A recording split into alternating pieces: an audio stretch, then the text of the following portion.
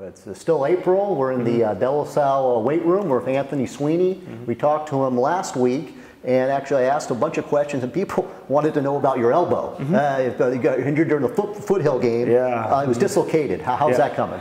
It's actually coming along great. I had surgery back, way back when, and I actually got cleared 2 weeks ago on Monday to throw, and I'm on a tight schedule, but it's just good to be back. I mean, I'm not quite there yet, but slow steps, baby steps, but I'm getting there. Okay. I mean, so, but I was talking with Gino, the team manager. You're throwing before with the workouts on the side there a little bit. Yeah. Monday, Wednesday, Friday, working out. Then I'm going right after with the trainers and just one of the players on the team, one of my brothers, and then we're going out and just progressing every week. Okay. Yeah. So then, when do you hope to be at full strength, or you don't know? I'm not quite sure, to be honest. Yeah, maybe I think somewhere close to summer. Okay. Yeah. So that's perfect. Because, definitely. And then like today, I always like to know about what you guys did. It was a little different today. You did the weights, then you went out on the field. Tell people about that. Today was actually it was a pretty tough day. All upper body today, so I'm kind of feeling it a little bit. And then we went out, did our stations. Okay. That's kind of one of our running things. Tell people there's cones, and then there's also not a ladder, but tell people about this. We do different drills, cone drills, tight 8 drills, ladder drills, all mainly footwork. Right. Just to get our feet moving and everything, just to work on our footwork, work on our agility and everything. And then at the end, you guys were 2 deep on the goal line. Tell people about that. That's a drill. We did get-offs. Okay. And that's a drill where everyone gets in their position, quarterbacks in their quarterback position, linemen get in their down position, running backs in their running back position, receivers, and it's just working on getting off the ball. No false steps, get off the ball as fast as you can, stay low, drive off your back foot. That's and also by doing that at the end of, that's got to make, if you did that at the beginning of practice, at the end of practice, that's tough, I think. Yeah, it is. It is tough. You're kind of forced to zone in, and it has to be perfect every rep. And I think at the end of practice, you're kind of forced to do that, and it helps a lot. Right. And then also I remember I met you last year, and I could tell that you were a leader.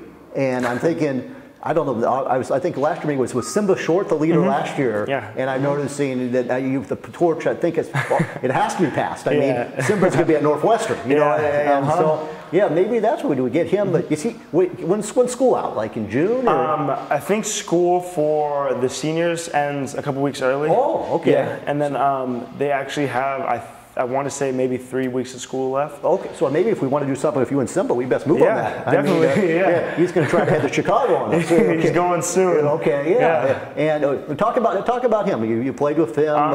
That you must have learned a lot from him. Yeah, Simba honestly is.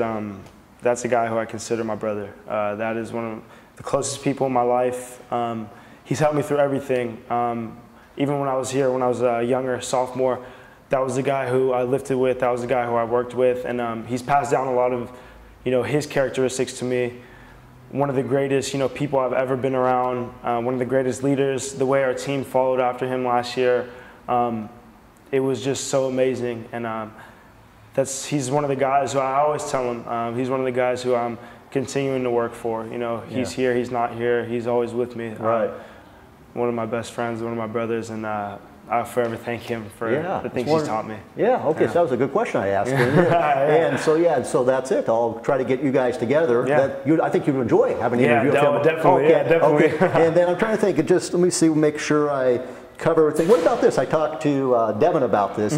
The game in Dallas, Allenbaugh said it's 40,000 against 200. Yeah. I mean, I think you'd like that. Like it, we love it. De La Salle being a program of such high standards, we always have a target on our back. And this game in Dallas is going to prove it. 40,000 people against 200 people. It's we wouldn't have asked for it any other way. Right. We're ready. We're still progressing, sure, and just like they are. And I think when the time comes, it's going to be a battle, and it's going to be a great game. But I think our coaches are putting us in the situation to succeed, and if we work the way we're supposed to, it should be a great game. Yeah, whatever, 40,000 against 200. Yeah. But in football, it's 11 against 11. It's 11 against 11. Yeah, exactly. I'm trying to remember. This was probably about the year you were born. It was like 1998. Salle went down to, it was like what started all this, the game against Mater Dei. Yeah. And I taped that game, and I remember Mater Dei had like 100 guys out there warming up. But I told somebody it doesn't matter. Only 11 play. Only 11 on the field. Yeah. I'm trying to think. We're talking about the off-season workouts here. What's your favorite part of it? My favorite part of off-season workouts, honestly, the moment right before we get into the weight room. You know, it's a time, especially because we're running first, and it's a time where, you know, we get our team break and we kind of get fired up as a team, especially with, you know, this Texas game coming up.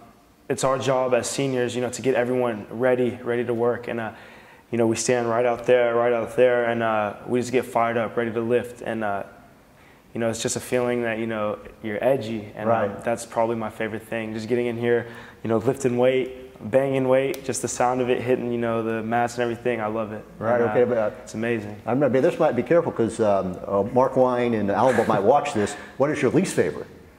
Least favorite?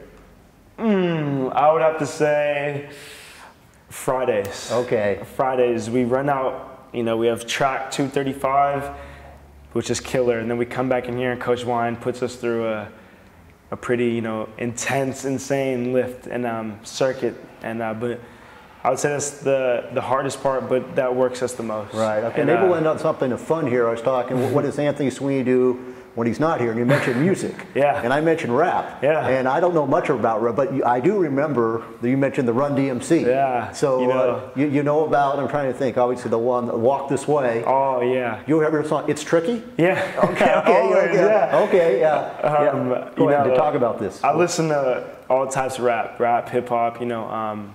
I like a lot of older stuff. Right, okay. My dad grew up listening to it, and, you know, Beastie Boys, Run DMC, you know, Tupac, Tribe Called Quest, everything. NWA, it's just, it's something that, you know, me and my older brother have grown up listening to with my pops, and I just love all types of music. The Beastie Boys, License to Ill. Yeah, License to Ill. Yeah. Okay, I know a little bit, and then I'm trying to think. You know, I think they're doing an NWA movie. Yeah, coming out. I think sometime next year or later on this year. All right. That's exciting. Okay. It has, believe it or not, it has a lot of, you know, history behind it, and I think that's kind of what started the rap game. But you know, I love NWA. One of my favorite groups, to be honest. Ice Cube, Dr. Dre.